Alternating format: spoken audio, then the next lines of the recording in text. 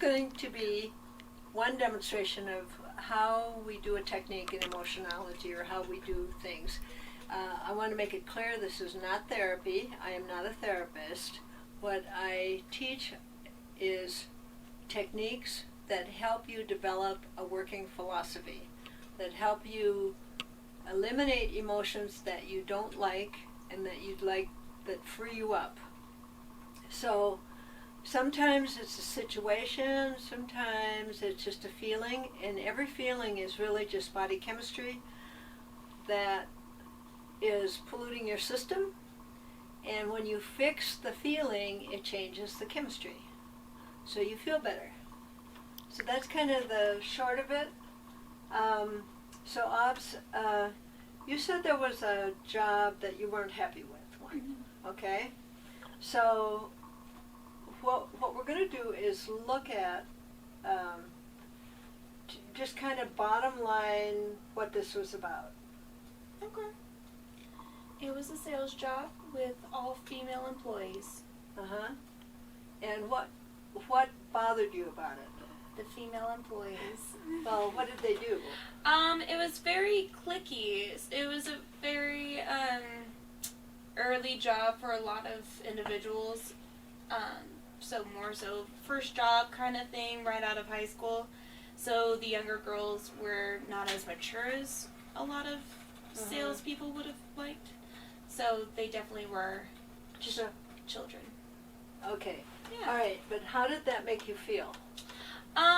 Made me feel like I was always putting in more work than I needed to be, rather than the whole So things weren't fair? group. Right. Well, but see, that's sort of describing a situation. Mm-hmm. What did you feel? What's the feeling that gave you? I was unhappy with always having to take control when I wasn't a manager. Stop it. Okay, so what we have actually started here is there are two systems of thinking and two ways of being, and actually almost like two worlds that we live in. And we call this one the unhappiness, the X system, or the negative model. And this is the Y system, or the positive. Okay? Now, what you find in life is that people predominantly either think this way or this way, but I'm going to, expand on what this is as we go on, because this is really the unhappiness model. In this way of thinking, when people think that way, there's a different value system operating. Like, happiness isn't the highest goal. What you're telling me, this clicky, is being better than was a better goal. Mm-hmm. So this is about better than and less than. Better or less.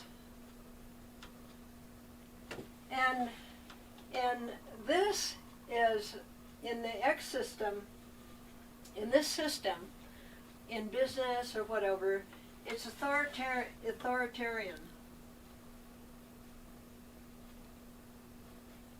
And every company is more authoritarian or synergistic.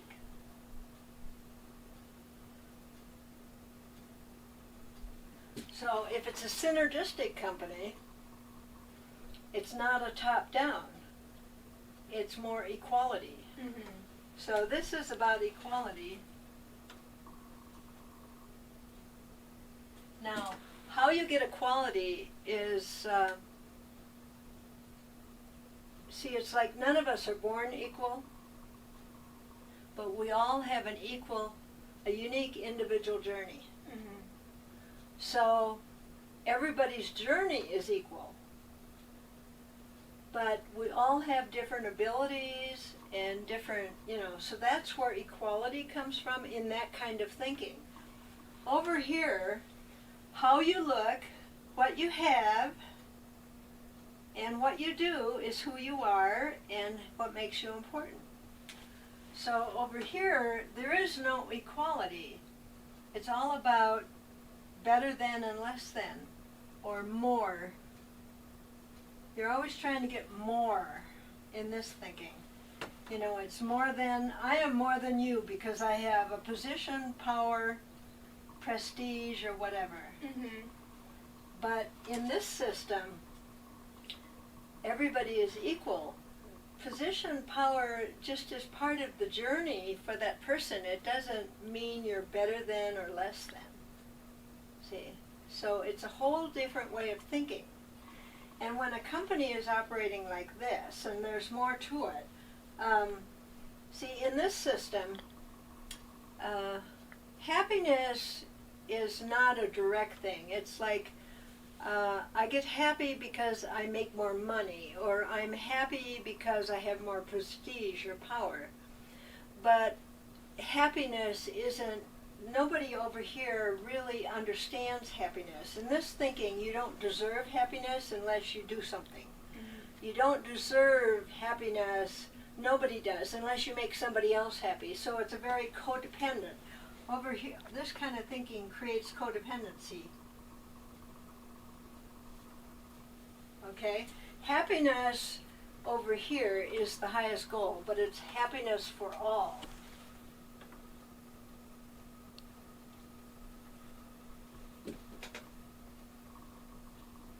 See, over here, people interpret happiness as self-gratification. So a lot of alcoholics, you know, they drink because they're not happy, because they interpret self-gratification as happiness. So happiness, you know, really has a whole different meaning in this way of thinking and in this system. And you can see in a business how it creates a system better than in a family or life, but it's the same in a family. The way a family thinks, and all families and systems are a combination of this, but usually more this or that. Mm-hmm. Okay? So another thing is, an authoritarian business, in that company that you were talking about, people usually are looking like they're afraid of doing something wrong. So this usually has fear because they are always looking for you to make a mistake. Mm-hmm. So mistakes are a big deal over here. Over here, mistakes are just part of the learning process.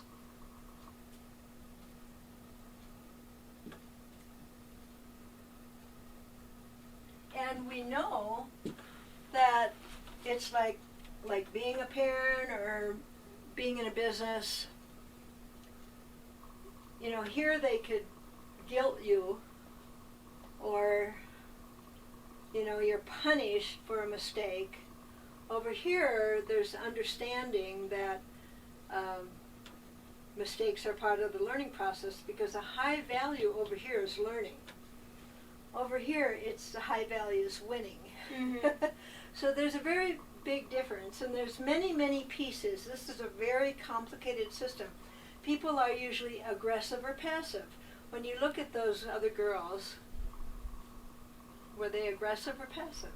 They were very aggressive individuals. They were aggressive. Mm-hmm. Okay. So over here we have assertive instead of aggressive. Mm-hmm. And learning to be assertive is a skill. It's not being aggressive or passive. Here people flip between aggressive and passive. And there's only room for one aggressive person, because otherwise it's war. Mm-hmm. Right? So here, everybody can be assertive, because along with assertiveness, it includes tactfulness and good communication skills, and that's a more evolved system, a more, you know, better. So often with a company like this, it's threat-based, Mhm. it's top-down, you know, and it doesn't mean always that it's the person that owns the business. It's sometimes the secretary that runs the company. So in order to see the difference, I want you to tell me a little bit more about that company and maybe an interaction that was typical that shows. Okay. So, one of the main parts that I was never a big fan of was she wasn't even a manager. She was right underneath the owner. She used to be kind of like the secretary, like you said. She used to be something like that, but now she just runs it. No one ever really knew her title. But we were all afraid of her because it wasn't that she was a assertive woman. She was not. She was a very aggressive and fear-based woman who liked to put the fear into her employees. And so a lot of the times, many of the days that she was supposed to come into the store and do checks or something like that, a lot of the girls would kind of get very Walking on eggs. Walking on very light feathers and all that stuff. They were scared to have her come into the office just because she was not. Because she was so aggressive. She was not a very friendly individual. Right. And for being in a workplace, it's definitely not the ideal situation. Yeah, it's usually a power struggle. Very much so. Yeah. Yeah. Okay. So what I want to do is help you change in your mind what the company would look like and what it would take for it to be different. And in order for it to be different and for you to see it different, we have to look at the individual. So first we'll look at that one, because we always look at the worst case person or the person that is actually running it. And so that particular woman, she was aggressive.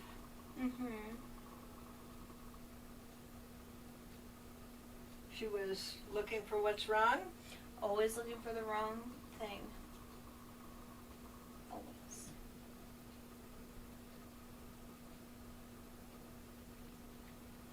She was probably putting people down, if possible. She talked down to others. She made them feel very little. Yeah. See, in this system, you put other people down to raise yourself up.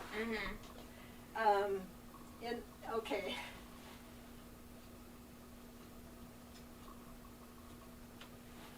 Now, I have this system all listed out because in working with people, I discovered almost all of the pieces that go with this system. So as you learn about it and you work on it, you can spot it. And every individual in a business contributes to the system.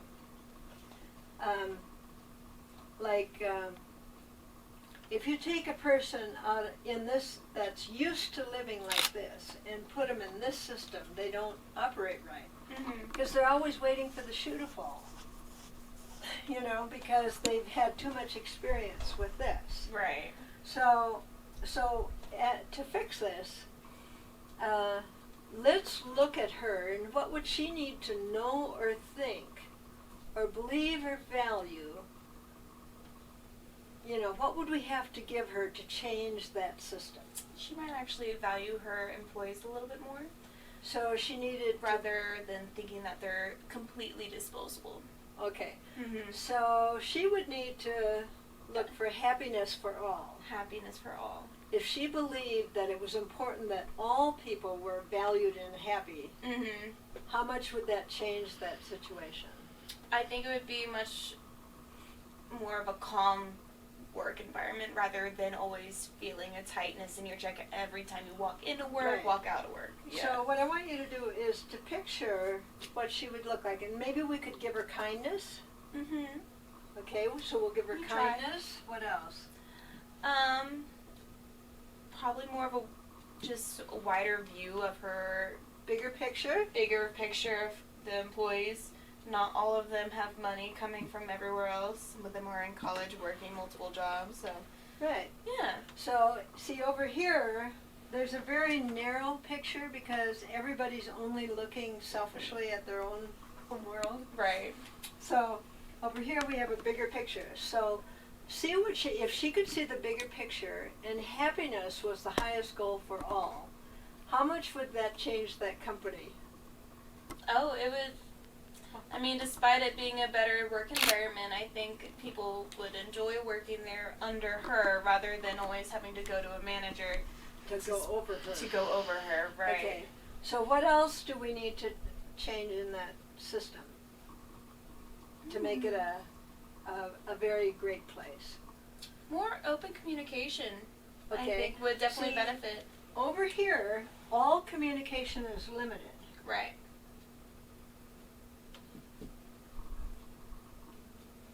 And the reason communication is limited here is it's full of secrets. Very much so. And things are on the need to know basis, like information has power, so you don't want to tell anybody anything, or management keeps a lot of secrets so that they have power over. Mm-hmm. And limited communication, because the more that somebody knows about you, the more they have against you. So if there was a lot of communication and everybody there wanted what was worked for the highest, see over here, this is a real major thing. In the X system, it's all about rules. Over here, it's doing what works.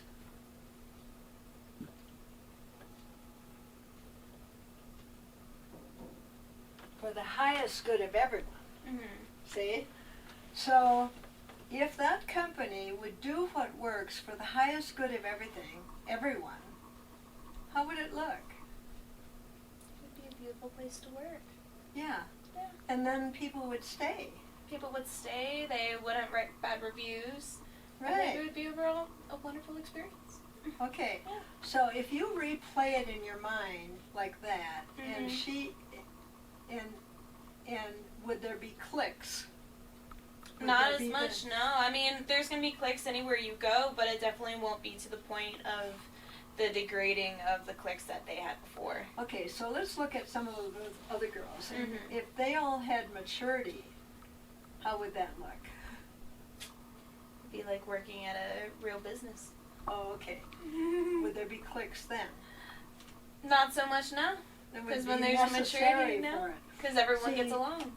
Clicks have to do with limiting communication Mm-hmm. and making yourself better than and less than. And if everybody had maturity and had happiness for the highest good of all and good communication, and they were open and honest and upfront, Mm-hmm.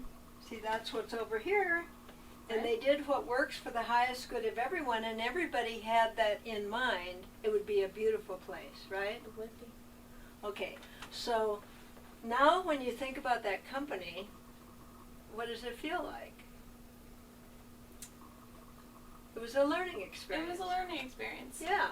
See, when we have a situation like this is our learning model. And when we transform it in our mind to this system, that creates a learning, and it also gives us the information for a future company so that we don't make the same mistakes. Right. And we can spot it. And it's just, and it develops your skills. See, if we see you back there with all that you know now, what would you have done sooner? I might have left a little bit earlier. Yeah, because there's no reason to be there when you were probably fighting, trying to make that system work, not realizing that this is what was going on. Right. See, you can't change this system. You can change it in your mind, and you can change, but this is the world. Right. And we need to make the world this way.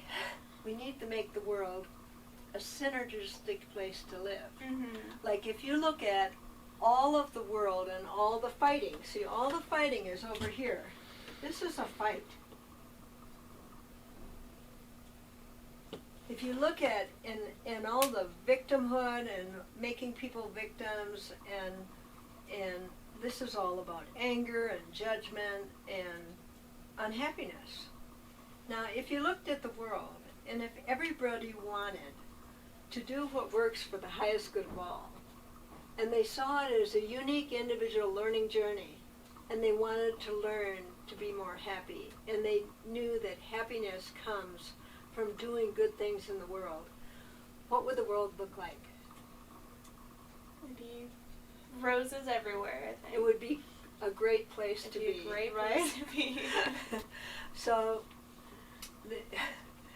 that's pretty much explaining a little bit about the X versus the Y system. And that's in my book, and we'll learn more about it as time goes on. Okay?